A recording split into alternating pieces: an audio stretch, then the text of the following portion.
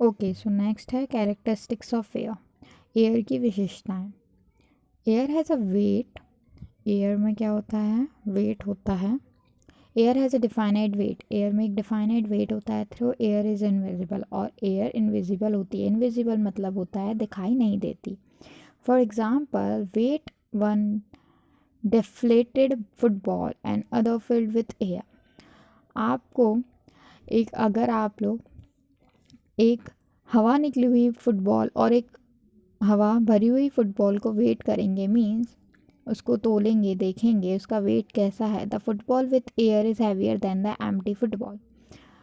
जो फुटबॉल है वो जिसमें हवा भरी है वो हैवी होगी।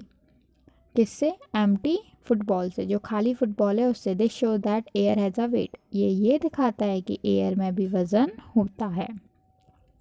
Air occupies space. एयर जगह घेरती है। Anything that has wait also occupies space. जो भी चीज़ में वेट होता है, वज़न होता है, वो जगह तो घेरती ही है। Air is invisible. Air invisible है, किसी को दिखाई नहीं देती। Air is invisible because all the gases present in the air are colourless. Air इसलिए दिखाई नहीं देती क्योंकि जितनी भी गैसेस एयर में प्रेजेंट है वो सारी कैसी हैं? कलरलेस है, उसमें कलर नहीं होता। Air exerts pressure. Anything that has weight and occupies space exerts pressure. जिसमें भी वेट है या जो भी चीज़ जगह घेरती है उसको प्रेशर होता है, उसमें प्रेशर होता है, मीन्स उसको दबाने में हमें ज़ोर लगाना पड़ता है। तो एयर में क्या है? प्रेशर होता है। ना page number 92। Air pushes in all direction. Air किस में पुश करती है? सारे डायरेक्शन में पुश करती है। Take an empty tin can. एक खाली टिन कैन लेंगे। Insert a balloon into it. उसके अंदर अगर हम लोग बलून रखेंगे and blow it to fit the can. और उसको हम बलून को फुलाएंगे जब तक कि वो कैन के अंदर फिट नहीं हो जाता। Tie the neck of the balloon and lift the balloon by its neck. जो बलून का ऊपर वाला पार्ट है, उसकी नेक है, उसको हम बांध देंगे और उसको उठाएंगे। You can see that tin also gets lifted because air inside the balloon is pressing on all sides of the tin can.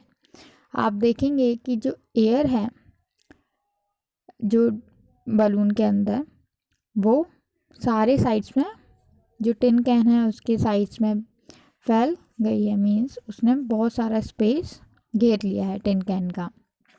तो जब भी हम बलून को उठाएंगे तो वो टिन कैन भी साथ में उठने लगेगा। नेक्स्ट हम आते हैं ब्रीज क्या होता है।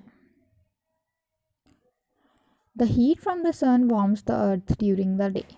जो हीट होती है सूरज की वो वार्म करती है, गर्म करती है अर्थ को दिन के टाइम पर। It warms both land and water. वो लैंड और वाटर दोनों को वार्म करती है, गर्म करती है। It warms both land and water. वो लैंड और वाटर दोनों को वार्म करती है। The air near the ground also becomes hot. जो ग्राउंड के पास एयर होती है वो भी हॉट हो जाती है। Hot air is lighter so it rises up. Hot air जो गर्म हवा होती है वो हल्की होती है तो वो ऊपर की तरफ उठती है। Cold air take its place. उसकी जगह कौन सी हवा ले लेती है? ठंडी हवा। कोल्ड एयर उसकी जगह ले लेती है। This is the way the wind blow. इसी तरीके से जो विंड है, जो हवा है, वो ब्लो होती है। When the winds blow slowly, it is called breeze. जब हवा धीरे धीरे ब्लो होती है तो उसको क्या बोलते हैं? ब्रीज बोलते हैं। Movement of air is called wind. Air के मूवमेंट को क्या बोलेंगे? विंड बोलेंगे।